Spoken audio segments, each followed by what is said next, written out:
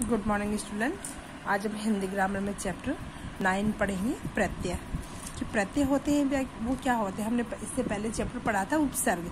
तो उपसर्ग होते हैं वो किसी भी शब्द के पहले जुड़ के उसके अर्थ में परिवर्तन कर देते हैं या किसी शब्द में नई विशेषता ले आते हैं, वो उपसर्ग होते हैं। और प्रत्यय होते हैं वो किसी भी शब्द के बाद में जोड़े जाते हैं।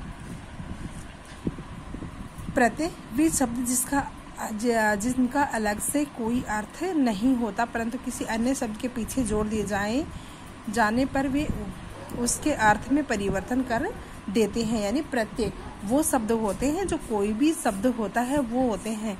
जो प्रत्यय हमेशा जो अलग रहते हैं तो उनका कोई भी महत्व नहीं होता है, कोई भी मतलब नहीं होता है। लेकिन जब वो किसी शब्द के पीछे जुड़ जाते हैं, उसके लास्ट में जब उसके साथ जुड़ जाते हैं तो उस शब्द में नया परिवर्तन या उसके अर्थ में विशेषता ले आते हैं और वही प्रत्यय कहलाते हैं। तो उपसर्ग हमेशा किसी भी शब्द के पहले जोड़े जाते हैं और प्रत्यय होते हैं वो किसी भी शब्द के हमेशा बाद में जोड़े जाते हैं। जैसे आई, आक, अक, अक्कड़, ई, औना, ता, आकू, पूर्वक, मैं आदि। तो इनका अकेले है तो इनका कोई भी महत्व नहीं है, कोई भी इनका मतलब नहीं है। लेकिन ये सब किसी भी शब्द के साथ बाद में जुड़कर उसके अर्थ में परिवर्तन ले आते हैं, विशेषता ले आते हैं। इसे हम एक उदाहरण द्वारा इस प्रकार समझ सकते हैं। ई का अपना कोई अर्थ नहीं होता, विजय का अर्थ होता है।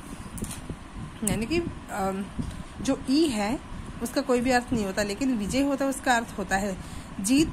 विजय के पीछे ई जोड़ने पर विजयी शब्द बनता है, इसका अर्थ होता है जीतने वाला। यानी इसके विजय के लास्ट में जब ई जुड़ जाता है तो अकेला ई है तो इसका कोई भी मतलब नहीं है। लेकिन ये विजय के साथ जोड़कर विजयी बन गया तो विजयी के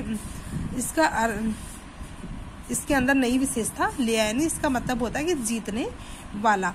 इसी प्रकार पढ़ शब्द में आकू प्रत्यय जोड़ने से उसके अर्थ में परिवर्तन हो जाता है। वह पढ़ाकू अर्थात बहुत पढ़ने वाला शब्द बन जाता है। इस प्रकार क्या है, किसी भी शब्द के बाद में जुड़ के उसके अर्थ में नई विशेषता ले आते हैं, नया परिवर्तन ले आते हैं।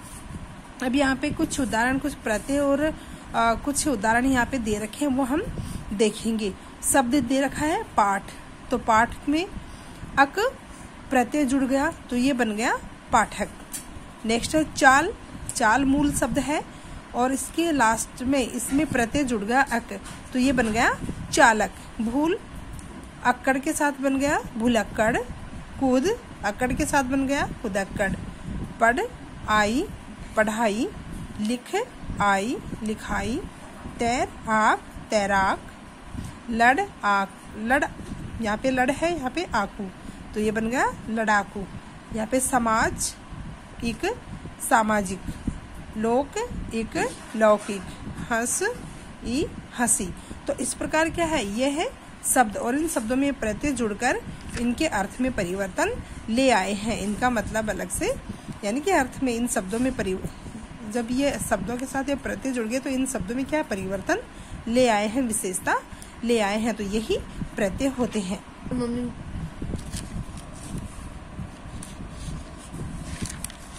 क्या नेक्स्ट पठन के साथ ये जुड़ गया पठनीय। खेल औना खिलौना। मनुष्यता। ध्यान पूर्वक। रहस्यमय। तो ये क्या है, प्रत्यय है। इन शब्दों के ये जो शब्द है इनके साथ ये प्रत्यय जुड़ के इनमें नया परिवर्तन या विशेषता ले आए हैं। तो यही प्रत्यय और उपसर्ग होते। तो उपसर्ग हमेशा पहले जोड़े जाते हैं और प्रत्यय होते हैं ये हमेशा शब्द के बाद में जुड़ते हैं। तो प्रत्यय है और उपसर्ग आपको पढ़ने हैं, अपनी नोटबुक में करने हैं। धन्यवाद।